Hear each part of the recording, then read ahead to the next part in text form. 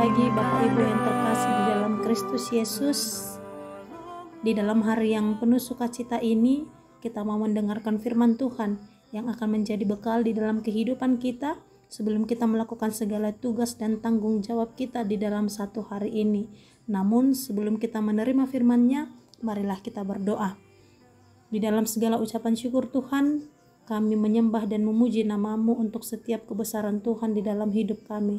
Terima kasih kami boleh bangun dari tempat tidur kami boleh melalui satu malam yang gelap, sehingga kami boleh bangun di pagi hari ini dengan penuh sukacita yang daripada Engkau.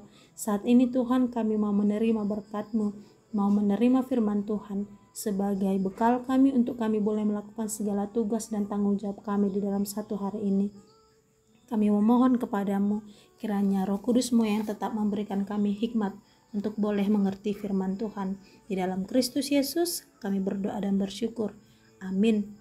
Bapak Ibu, saudara-saudara yang terkasih di dalam Kristus Yesus, yang menjadi renungan untuk kita di dalam satu hari ini tertulis dalam Matius 7 ayat 22 sampai 23. Beginilah firman Tuhan. Pada hari terakhir banyak orang akan berseru kepadaku, Tuhan, Tuhan, bukankah kami bernubuat demi nama-Mu dan mengusir setan demi nama-Mu dan mengadakan banyak mujizat demi nama-Mu juga? Pada waktu itulah aku akan terus terang kepada mereka dan berkata, Aku tidak pernah mengenal kamu. Enyalah daripadaku, kamu sekalian pembuat kejahatan. Saudara-saudara yang terkasih di dalam Kristus Yesus, menjadi pengikut Kristus bukan hanya sebatas identitas bagi kehidupan seseorang. Kita memilih dan diharuskan menjadi pengikut Kristus adalah kualitas diri untuk boleh mengenal dan memahami siapakah sebenarnya Dia yang memberi berkat di dalam kehidupan kita. Tuhan Allah sendiri mencari hubungan bukan sebatas performa. Tanpa hubungan pribadi dengan Kristus, semua pelayanan akan menjadi sia-sia. Dan tentu saja di dalam konteks kehidupan kita, ada begitu banyak orang yang mengaku percaya dan mengikut Kristus. Banyak juga yang rajin beribadah, rajin mengikuti persekutuan-persekutuan. Tetapi di dalam aplikasi kehidupannya, semua akan menjadi sia-sia ketika Kristus tidak hidup di dalam dirinya. Hal tersebut ternyata tidak menjadikan dan membenarkan kita menandakan bahwa kita layak disebut sebagai pengikut Kristus. Apalah artinya ketika kita rajin beribadah, aktif dalam pelayanan di gereja, mengikuti semua kegiatan di tengah-tengah gereja yang masih kita ikuti setiap saat, tetapi pada dasarnya, pada hakikatnya, kita masih melakukan dosa itu.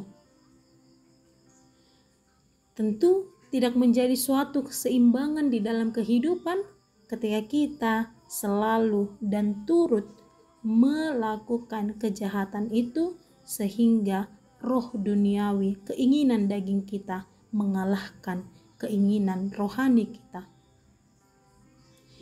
Yesus sendiri menyebut mereka sebagai pembuat kejahatan, artinya mereka tetap hidup dalam dosa meskipun secara tampak dari luar terlihat rohani. Makanya kehidupan yang tidak berubah menunjukkan iman yang tidak sungguh-sungguh, sebab ketaatan kepada Allah lah lebih penting daripada penampilan luar yang terlihat secara religius. Dan tentu hal yang mau kita lihat di dalam nas kita saat ini adalah mari kita periksa, kita selidiki, kita selubungi hati kita masing-masing. Apakah kita melakukan semua hal rohani karena cinta kepada Tuhan Allah itu sendiri, atau hanya karena ingin dipuji oleh banyak orang? Dan yang menjadi pondasi utamanya adalah mari kita membangun relasi pribadi kita dengan Tuhan. Tentu lewat doa, pembacaan firman Tuhan, ketaatan, dan pertobatan setiap hari yang terlihat melalui tindakan dan perbuatan kita. Hidup sesuai dengan kehendaknya adalah iman sejati yang bukan hanya sebatas aktivitas belaka. Oleh sebab itulah, Bapak Ibu Saudara-saudara yang terkasih di dalam Kristus Yesus, melalui nats kita saat ini, kita mau menunjukkan kualitas diri kita.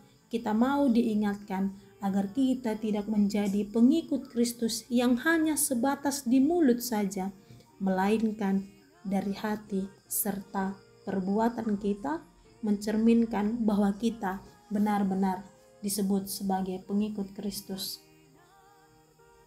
Bagi Tuhan, tidaklah penting orang-orang yang hanya mengaku di mulut saja tanpa ada perbuatan nyata.